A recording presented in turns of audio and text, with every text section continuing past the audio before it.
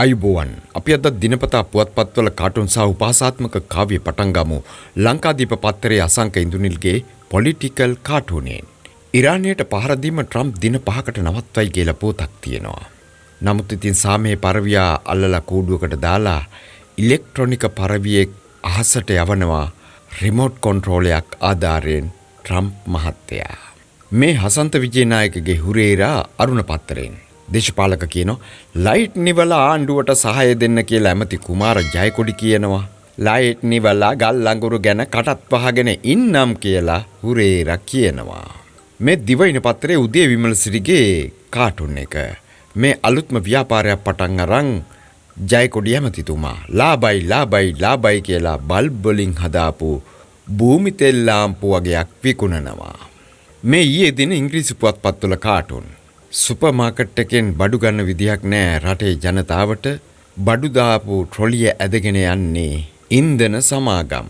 මේ ජෙෆ්රිගේ කාටුන් එක Strait of Hormuz accessible to ශ්‍රී ලංකා කියලා පුවතක් තියෙනවා.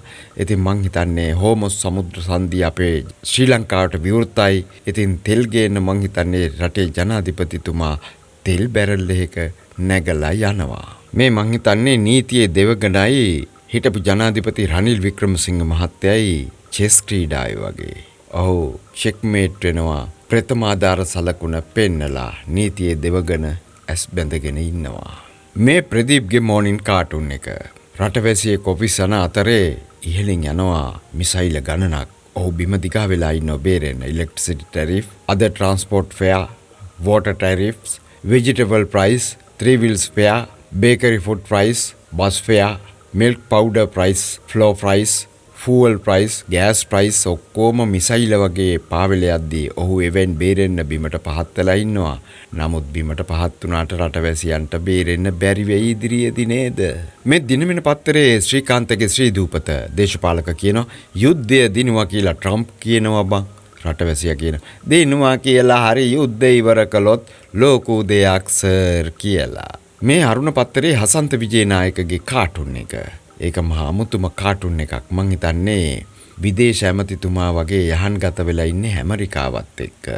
ඉතින් ඔහු යටින් මං හිතන්නේ හොර මහත්තයෙකුත් තියන් ඉන්නවා ඇඳ යට. ඒ තමයි ඉරානය. මේ දිවයින පත්තරේ තරස්සුන්ගේ බෙම්පියට මුණ ගැහිලා ගම්මන් උන්නේ. එයා කියනවා බෙම්පියට පාස්කු ප්‍රහාරයේ මහා මොලකරු සොයා යෑම කියලා මම පොතක් ලිව්වා බෙම්පියෝ කියලා. බෙම්පියා කියනවා ගම්මන් උන්නේගේ පොත විසික් වෙන්න මහත්තයා දේශපාලනයේදී මොනවා කිව්වත් ලේඛන කලාවේදී ඇත්තම ලියන්න ඕනේ හොඳේ කියලා. අම්මපව් ඒක නම් ඇත්ත. වේදිකාවේ පළු යන්න බොරු කියනවා වගේම පොත්වලත් ඒවා ලිව්වොත් අනාගතයට ඉතුරු වෙන්නේ බොරුම තමයි. මේ දිවයින පත්‍රයේ චමුත් පද්මශ්‍රීගේ ශ්‍රී සමයන් දෙන්නෙක් සාකච්ඡාවක එක්කෙනෙක් කියන මුජිබර් රහ්මාන් කියනවා ජනාධිපතිතුමා පිටිපස්සෙන් ඇම්බියුලන්ස් එක යනකොට ටිකක් ඈතින් පිටිපස්සෙන්ලු යන්නේ වෙන ලෙඩෙක් අරන් යන විදිහට. අනික් කෙනා කියනවා එතකොට ඇත්තටම ලෙඩා යන්නේ ඉස්සරහින්නේ කියලා කියනවා. මේ අද මුණුබුරා කියන ආතාපේ කවි දිවයින පත්තරෙන් විදුලිය ඉතිරි කර ජීවිත කරමු හරසර ඇසුනා රජේස්වර ඒ ගැන යාතගෙන් වෙඩිමුර යෝජනා ගොන්න සතුටින් බාරගන්න විදුලිය රකින්න හැමෝගෙම සහයෝගය දෙන්න.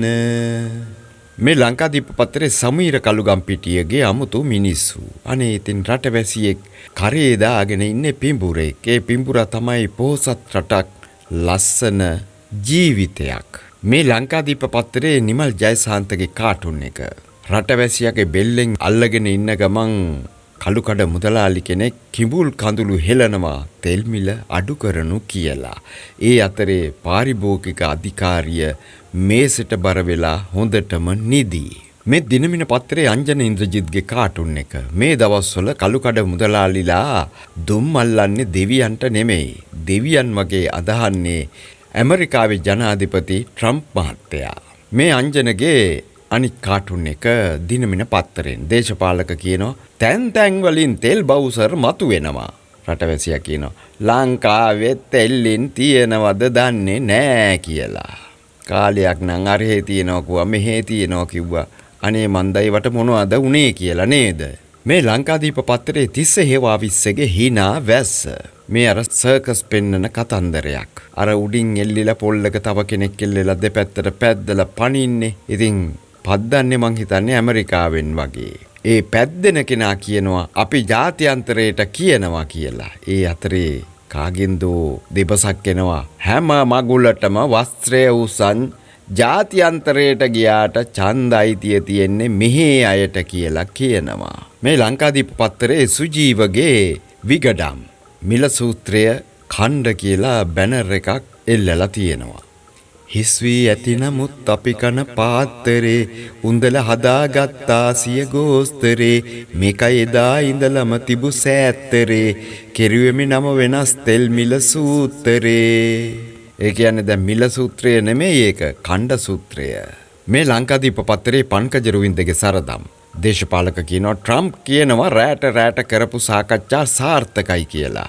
රටවැසියා කියනවා අපෙත් හිටියේ රැට පාසල් වලින් නෙමෙයි ජනෙල්ලෙන් එබෙන එක්කෙනෙක්. මේ ලංකාදීප පත්තරේ ලයන්ගේ අනිච්චන් කවිය.